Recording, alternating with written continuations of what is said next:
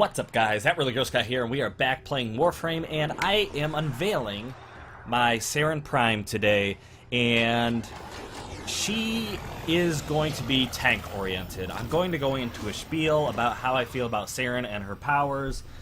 A lone Tenno operative is raiding this ship for supplies.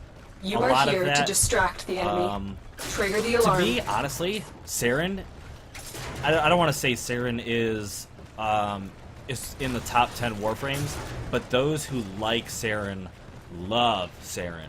And those, I don't know if people are in the same boat as me, but I honestly, I do not like Saryn almost at all, other than the fact that she's tanky.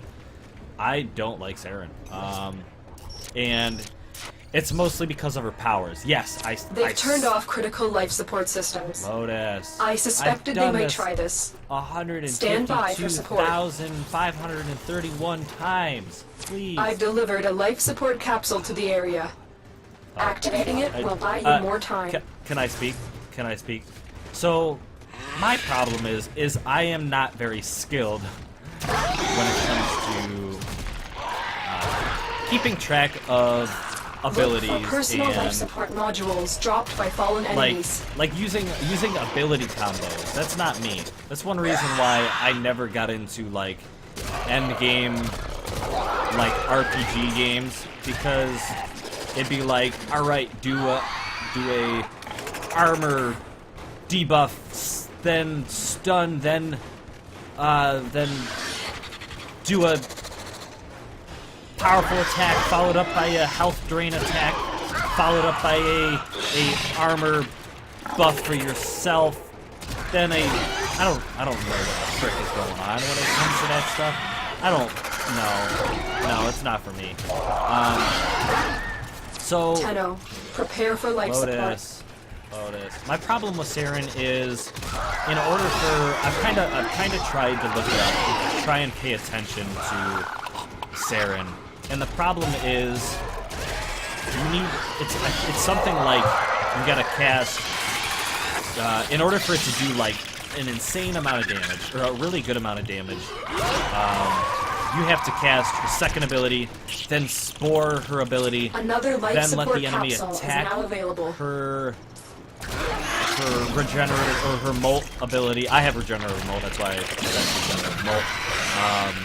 And then after you do that, after they hit your molt, you have to cast your 4 ability, which allows yourself to do like 3 or 4 times the damage. And that's all said and good, because yes, it does a lot of damage, but I can also just go be like, let's see. Let me get a very good example of a Warframe that does a single cast and does a lot of damage. You could say, actually, let's go with this, because her abilities even cause a toxic or a viral tick or corrosive tick, whatever, depending on which weapon it is or which ability it is. Let's say Vauban. Just for example, Vauban's ultimate ability is a weapon that does a tick amount of damage to a lot of enemies into a small area, or kind of a large area. That's gonna do, I don't want to say just as much damage, but it's gonna do a lot more damage for the energy consumption it's gonna require you to cast your 2, your 1, and then your 4. Additional life support has arrived. So I don't know. I feel like for the trade-off, the energy trade-off, there's just better Warframes out there.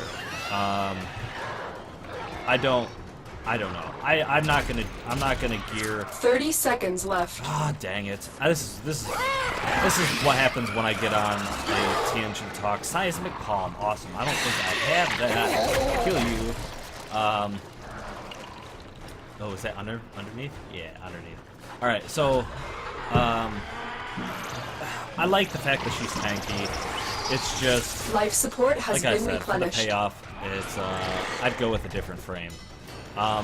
but I want to give her a chance. I want to see what she's like if I kind of utilize my regenerative mode. See, like, and then we'll do the spore ability, right? Spore ability, not enough energy. Okay. Get ready for a capsule. I do want to mention because this will be brought up to those who like Saryn. Is that Saryn has a massive Life support energy activated. pool when you utilize her energy mods and whatnot.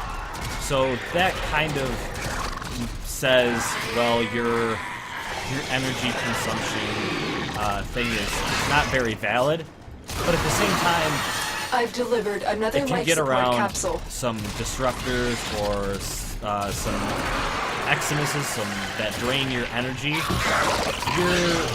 You're gonna struggle to a degree getting that energy back up to the it's like 880 top energy or something like that.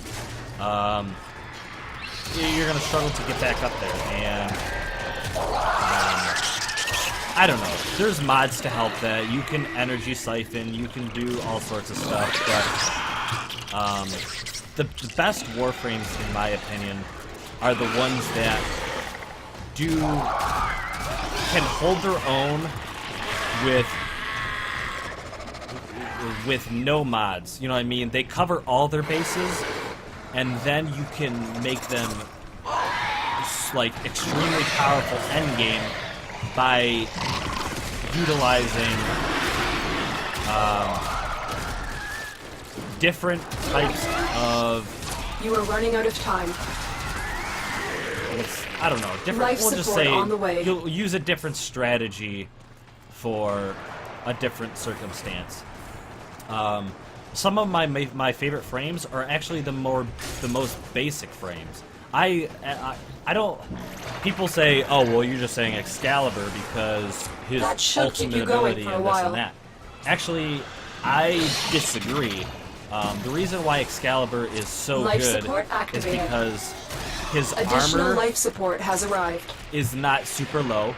His energy pool is not super low. His vitality is not super low, and nothing on him is detrimental. And the best thing about that is now you can say, oh, I want to do an Exalted Blade build, and I can put these mods on to do that, and I won't have to sacrifice health, or I won't have to sacrifice armor, I won't have to sacrifice whatever. The best Warframes don't have to make any sacrifices. Like, let's also say, besides Excalibur, let's say, I mean, I love Nova, but Nova's relatively squishy, so she's kind of out of that. That's one of those problems that you kind of have to make up with her. Rhino. You can say that Rhino has terrible movement speed, and it takes a lot to get ready for a capsule to alter movement speed. Actually, they've created better ways to adapt to a slow Warframe, so I like that. But like I said, it's something that you now have to go out of your way and use mod capacity to make up for. Life support has been replenished. You can argue that that a Warframe sprint speed Another life support capsule is now available. I mean, while faster speed is beneficial,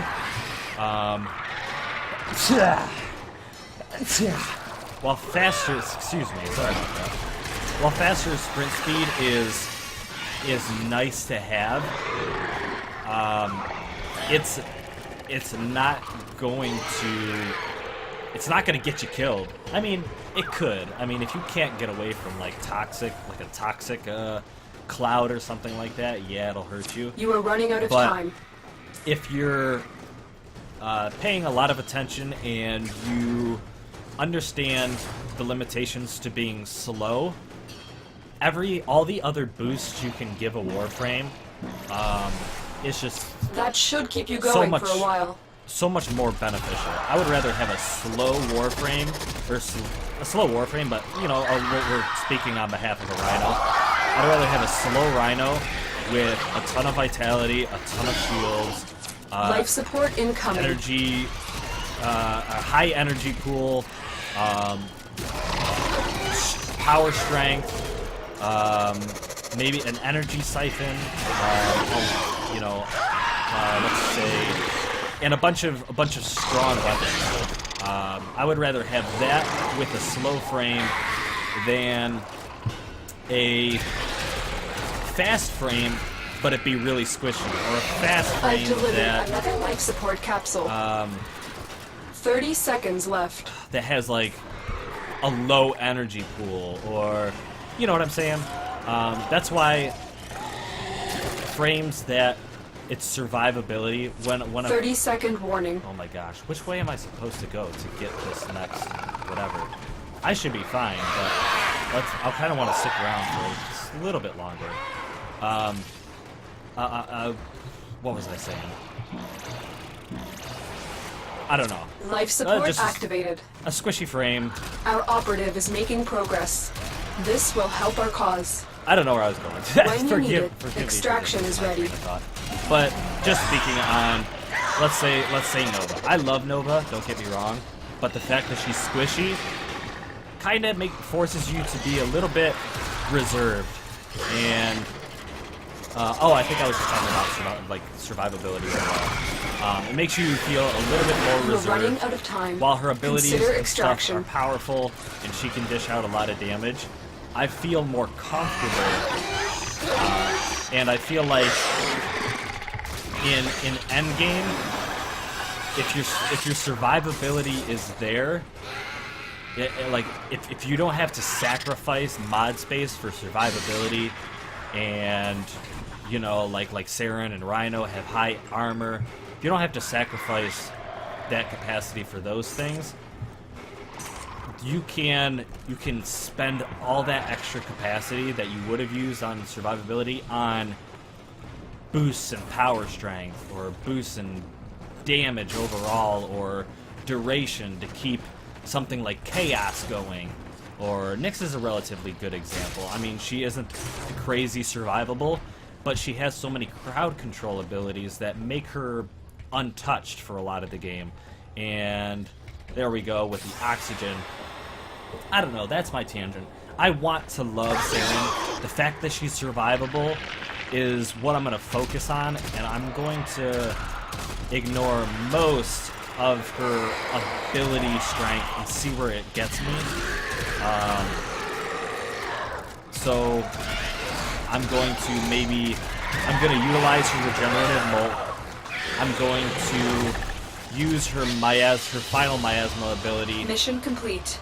Once Excellent in a work, while, Tenno. and other than that, I'm going to do a lot more gun-on-gun play. But thank you guys for watching. Let me know what you think. Am I wrong? You can tell me if I'm wrong, but just let me know. Until next time, guys.